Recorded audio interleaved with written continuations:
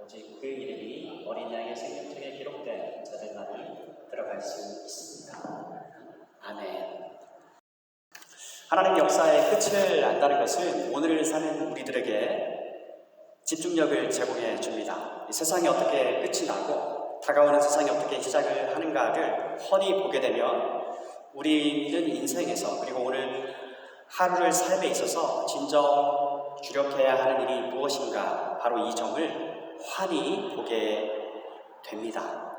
감사하고 은혜롭게요, 하나님은 믿는 우리들을 위해서 자신이 시작하신 일을 어떻게 마치시고 이제는 악한 것이 더 이상 작용하고 관여하지 못하도록 완벽하게 완성된 그분 나라에서, 즉 새 하늘과 새 땅에서의 새롭고 영원한 삶을 우리에게 이 말씀 속에 계시해 주셨습니다. 하나님은 바로 이 나라를 우리에게 보여주시기 위해서 시대마다 그분의 경륜을 베풀어 오셨습니다. 이것들은 다 여러분 모형입니다. 그림자입니다. 원형과 실체는 하나님 계신 이 하늘나라 3층천에 있죠. 오늘 우리가 함께 보신 이 말씀은 그 실체가, 원형이 이제는 그대로 우리 눈앞에 드러나는 것입니다. 이렇게 끝이 드러났습니다. 더 이상 모형이 필요 없습니다. 새 하늘과 새 땅, 새 예루살렘에게는요, 해나 달같이 빛이 필요가 없습니다. 하나님의 영광이 온 세상을 비추고 있습니다. 또 어린 양이 친히 등불이시죠. 이 나라에는 밤이 없습니다. 죽음과 아픔과 슬픔과 눈물도 없습니다. 이런 것들은 다 옛적 것에 속해 있는 것인데요, 이전 것은, 처음 것은 다 지나갔습니다. 또 여러분, 성전도 없습니다. 성전은 이 하늘에 있는 그 실제 성전, 하나님의 집을 모형으로 따서 이 세상에 보여주는 것인데요, 에덴 동산도 사실은 모형이고요, 또 이 성전도 모형이었습니다. 그런데 이제는 하나님과 우리 사이를 가로막는 그 어떠한 원수도 존재하지 않기 때문에 이제는 하나님이 그대로 자기 백성과 영원히 거처를 함께 하시면서 그렇게 영원토록 살게 되는 모습을 오늘 성경 말씀 우리에게 보여줍니다. 여러분, 이렇게 끝을 안다는 것은요, 재차 오늘 우리 삶에 집중력을 가져다 주고요, 새로운 활기와 정력을 불러일으켜 줍니다. 우리가 하나님이 보내주신 어린 양 예수님을 우리의 주와 그리스도로 모신 이상, 이 끝은요, 그리스도 예수 안에서 우리 모두에게 보장이 되었습니다. 그래서 이 조바심이나 앞날에 되어질 일이 무슨 일인지 모르기 때문에 거기에서 오는 불안과 염려, 초조, 긴장으로부터 우리 신자들을 한껏 해방시켜주고 자유케 해주기 때문에 오늘 이 시간과 다음 시간에 걸쳐서 이 성경이 어떻게 끝이 나는가 기록되어 있는 이 요한계시록 21장, 22장 말씀을 함께 보기 원하는 것입니다. 여러분, 유인물을 참고하셔서 우리 차근차근 21장 말씀을 보도록 하겠습니다. 21장 1절입니다. 그 후 나는 새 하늘과 새 땅을 보았습니다. 전에 있던 하늘과 땅은 사라지고 바다도 없어졌습니다. 그리고 거룩한 성 새 예루살렘이 하나님이 계신 하늘로부터 내려오는 것을 보았습니다. 나는 마치 신랑을 위해 단장한 신부의 모습을 보는 듯 했습니다. 보좌로부터 큰 음성이 들려왔습니다. 이제 하나님의 집이 사람들 가운데 있게 될 것이다. 하나님께서 사람들과 함께 계시고 그들은 하나님의 백성이 될 것이다.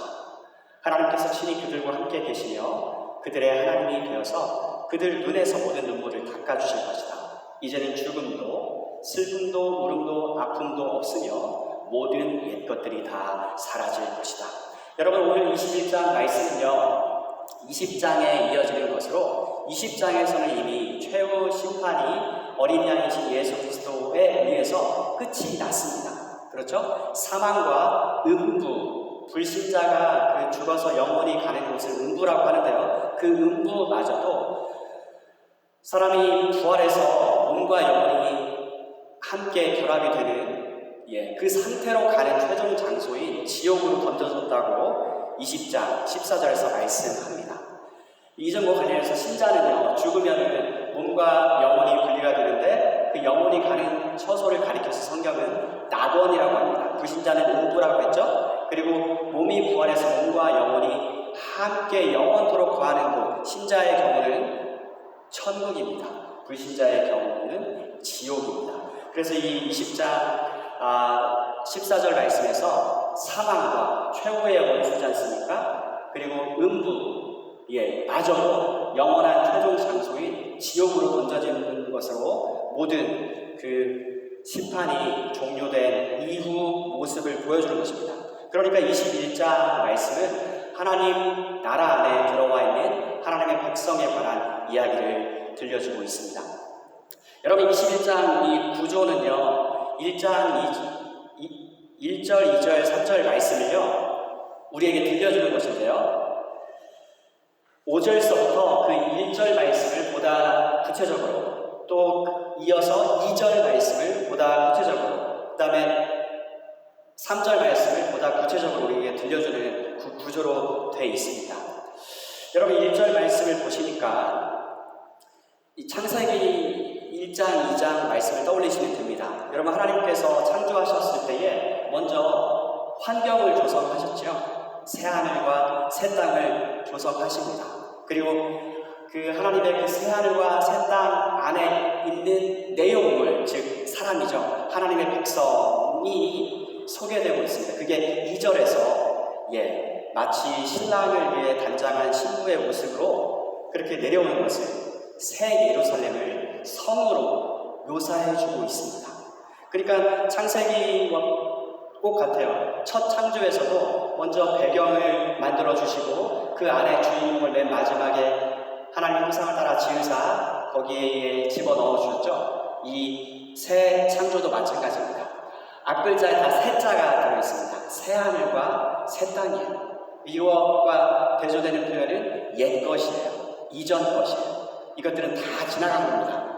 최후 심판이 끝났어요. 그래서 이 하나님의 이 새로운 나라에 하나님의 새로운 백성들의 모습을 보여주고요. 이로써 3절 말씀에 이제는 더 이상 하나님과 사람 사이를 가로막고 있는 죄, 이런 것들이 없으니까 하나님이 이제 그 집을 사람과 함께 거하면서 영원토록 자기 백성과 산다라고 하는 이 사실을 보여주고 있습니다. 여러분, 성경에 이 언약이 관통되고 있는데요. 그 언약의 핵심 내용은 나는 너의 하나님이 되어주겠다. 너는 나의 백성이 될 것이다. 이것의 실현을 오늘 우리는 이 말씀 속에서 보는 것이에요. 이게 3절 말씀입니다. 자, 그래서 이 새 창조, 새 환경 조성, 그 다음에 새 예루살렘, 그 새 나라에서 살게 될 백성들의 모습, 그리고 하나님이 이제는 그의 백성과 영원히 함께 살게 되는 이 상태를 보여주는데요. 각각의 내용들을 한번 차근차근 보겠습니다. 5절 말씀입니다. 그때 보좌에 계신 분이 말씀하셨습니다. 보아라, 내가 모든 것을 새롭게 하겠다. 내가 너에게 하는 말은 진실되고 참되다. 기록하여라. 그리고 그분이 이어서 말씀하셨습니다. 이제 다 이루었다. 정말 이제 하나님이 계획하신 그 모든 일의 완성을 본 것입니다. 나는 알파와 오메가이며 처음과 마지막이다. 내가 목마른 자들에게 생명수 샘물을 거저주겠다. 이 하나님 나라에 들어온 사람들은 당연히 생명수 샘물을 마음껏 먹을 수 있습니다. 그런데 놀라운 것은 여러분, 이 본문 말씀은 장차 이제 완성된 하나님 나라에서의 삶의 모습을 보여주는 것인데도 불구하고 여전히 하나님은 우리를 초대하고 계신다라고 하는 점입니다. 여러분, 우리는 아직 기회가 있습니다. 너무 감사한 일이죠. 이곳에 들어올 수 있도록 아직 또 우리를 초대해 주시는 말씀이 21장 말씀인 것이에요. 그래서 첫 번째 메시지는 하나님의 초대를 우리가 듣습니다. 승리한 자들은 다 이것을 누구나 받을 것이고 나는 그의 하나님이 되고 그는 나의 아들이 될 것이다. 백성에서 아들이라는 표현을 씁니다. 물론 이것은 다음에는 나의 신부가 되리라 이 말씀과도 연결되는 것이죠. 8절은 경고 말씀인데요. 그러나 비겁하고 믿지 않는 자, 악을 행하는 자, 살인하고 음란하는 자, 마술을 행하고 우상숭배하는 자, 거짓말하는 자들에게는 유황이 타는 불못이 예비되어 있을 것이다. 이것이 두 번째 죽음이다. 여러분, 우리 인류는 다 한 번 죽었습니다. 아담 안에서. 그와 함께 범죄하였고 타락하여서 죽었습니다. 근데 그 상태에서 빠져나오라고 하는 것이 하나님의 구원 메시지이고, 그 상태에 그대로 머물러 있으면 두 번째 죽음, 둘째 사망을 경험하게 되는 것입니다. 이것은 영원한 멸망의 운명입니다. 여러분, 예수를 믿지 않는다는 것은 용감한 게 아니라 비겁한 것으로 소개가 되고 있습니다. 8절에 하나님을 사랑하고 이웃을 내 몸같이 사랑하는 것이 가장 큰 계명이지 않습니까?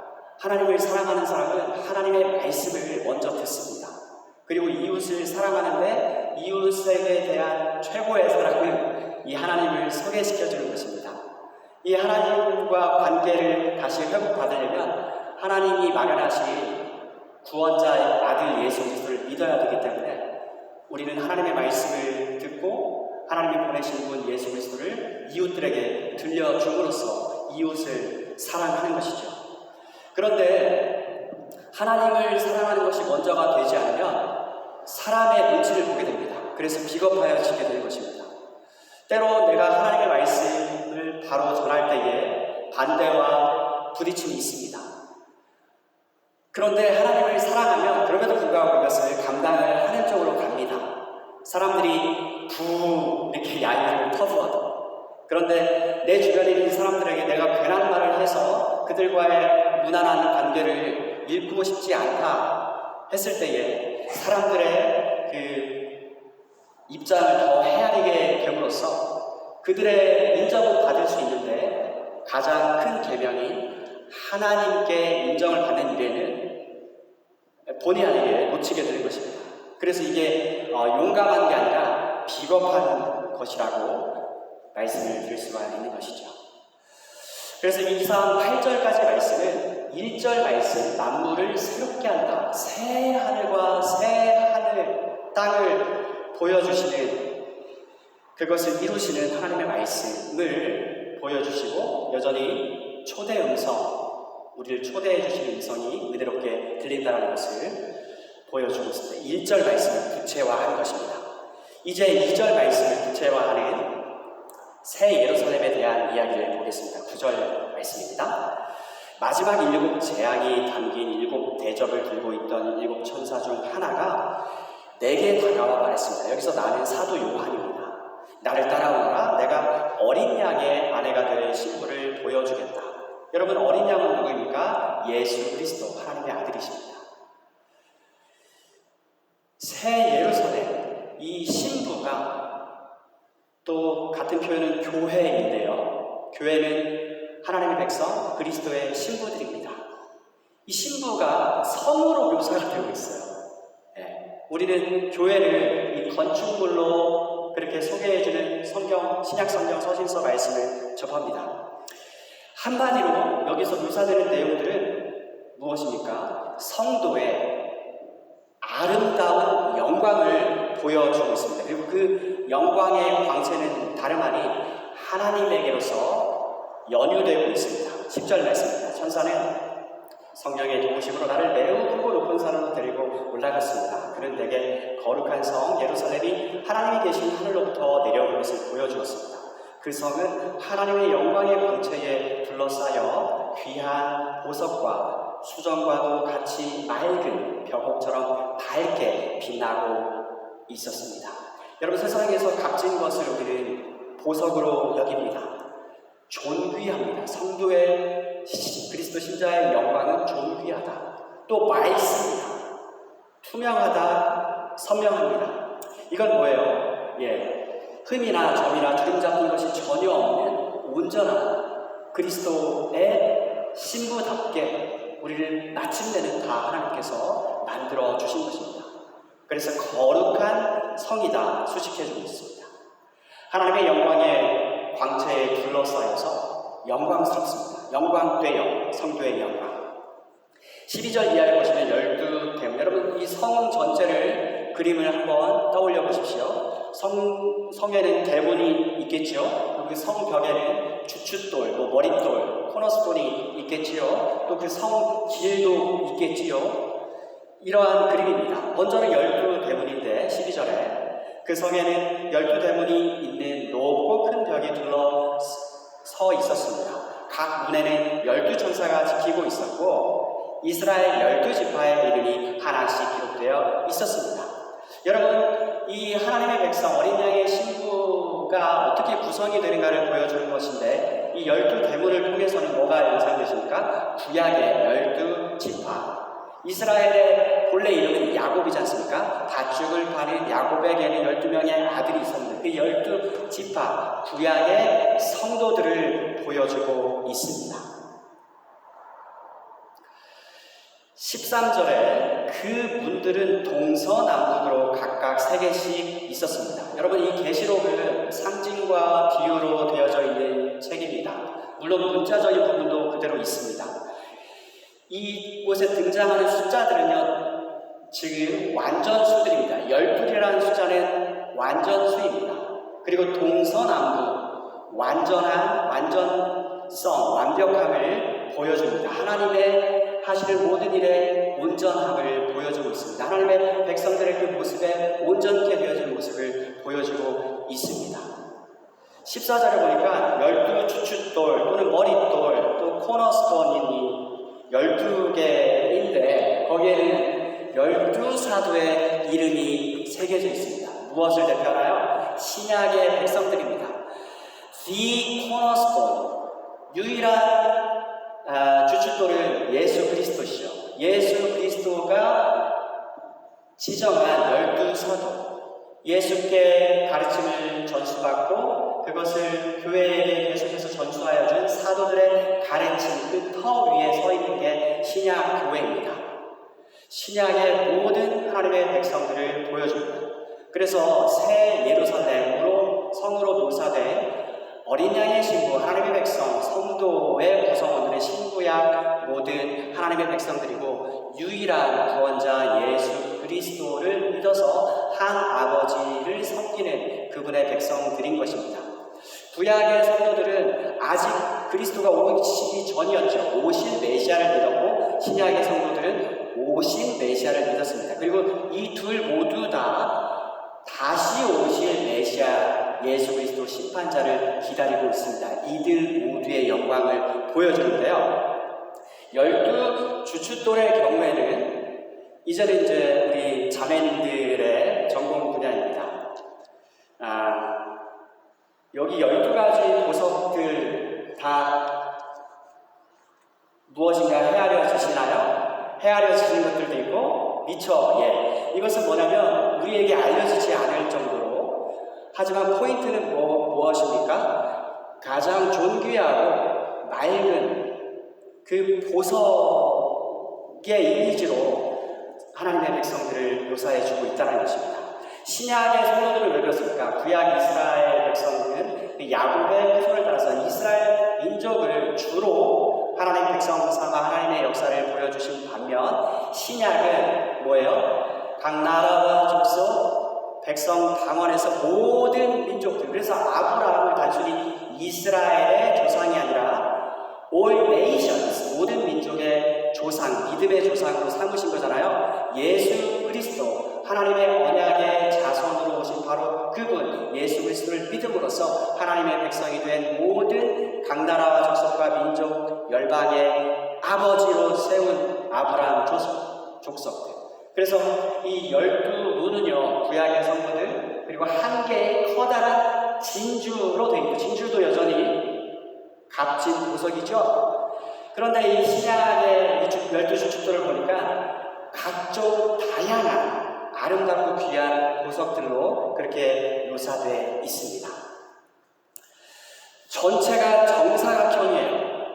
완전한, 완벽한, 온전함을 보여줍니다.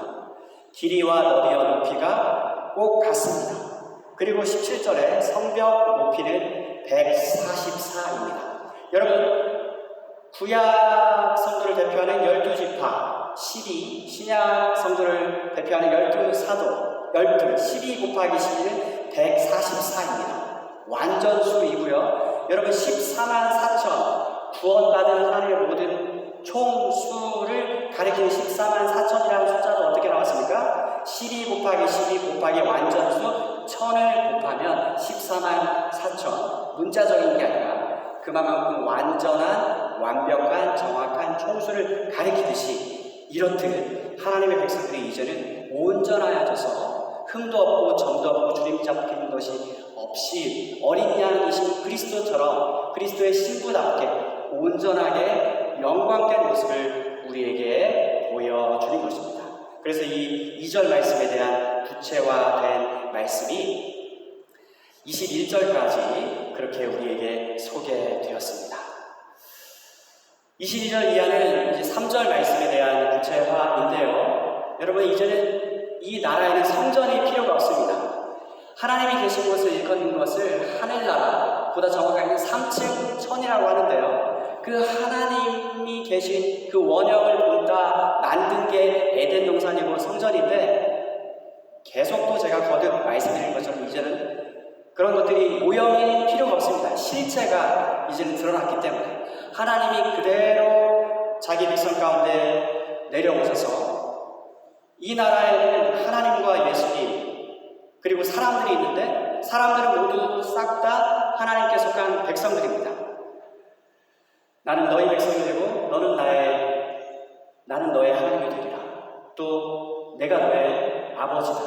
내가 너의 신랑이다. 나라를 예수 그리스도께서 아버지께 바치시지 않습니까? 이제는 교회는 어린 양 예수 그리스도의 신부인데 궁극적으로 본래 우리를 지으신 하나님의 신부로 연합된 존재로 그렇게 하나님의 백성들이 영원토록 존재케 됩니다.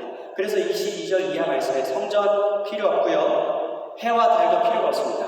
이것들은 빛을 비추는 것입니다. 그런데 밤 자체가 없습니다. 이 나라에는.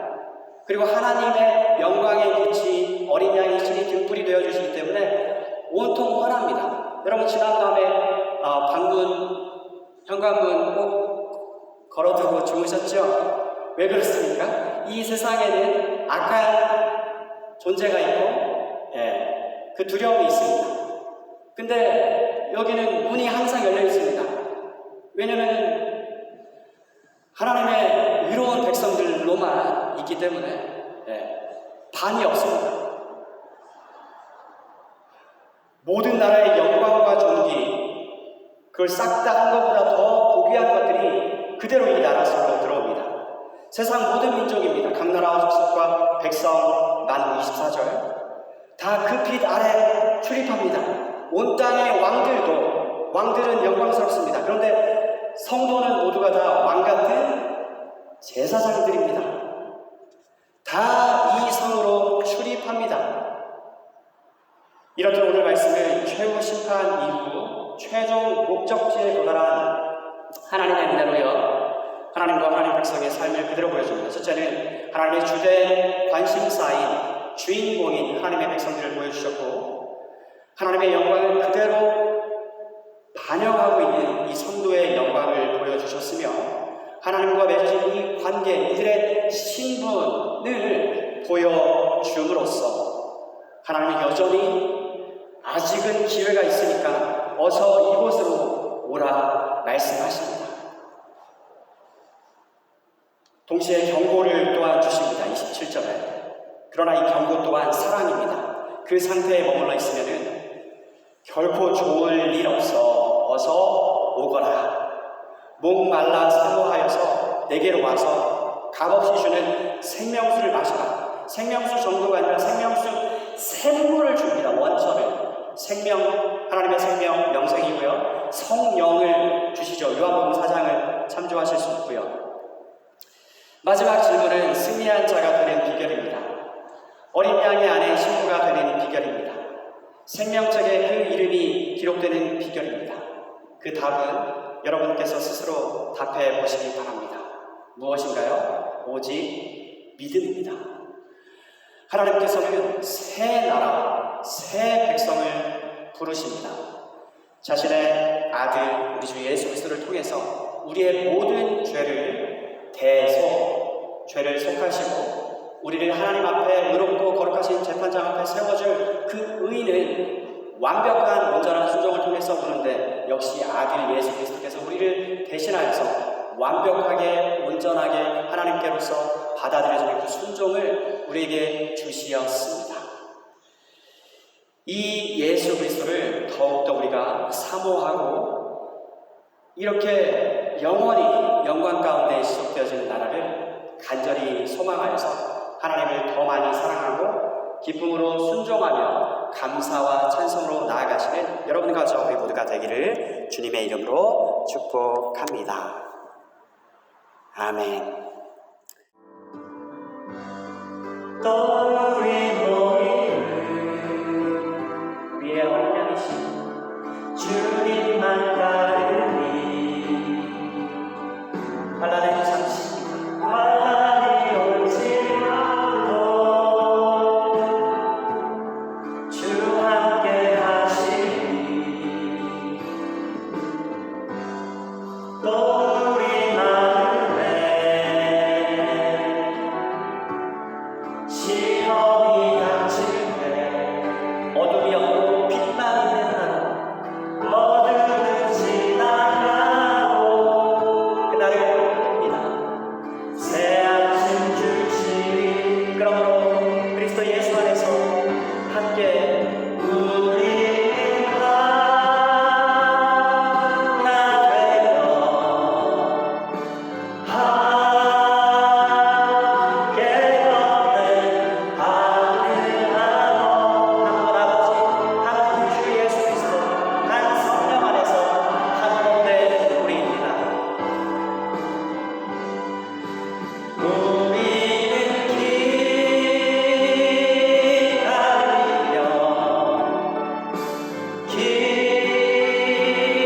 기도하네 우리의 삶의 사랑 넘치도록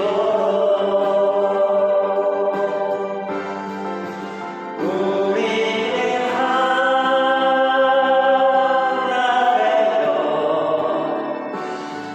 되어 함께 걷는 하늘 나눠 지사랑 안에서 우리는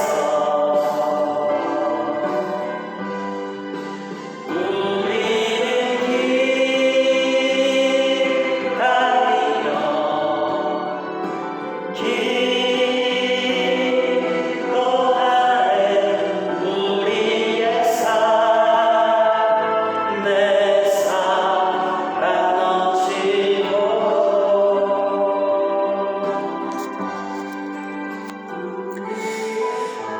하나님 감사합니다. 우리를 참 사랑하여 주시사 여전히 우리를 초대하여 주시는 그 사랑과 경고의 음성까지도 참으로 감사드립니다. 이제는 우리 주 예수 그리스도의 은혜와 하나님 아버지의 사랑과 성령 하나님의 위로와 교통이 주님을 사랑하고 주님 말씀을 믿고 그 속에서 복된 소망 가운데 확신을 붙들며 주님의 도우심을 구하며 한 걸음 한 걸음 새로이 발걸음을 내딛는 모든 사랑하는 주의 백성들 머리 위에 이제로부터 영원토록 늘 함께 있을지어다. 아멘.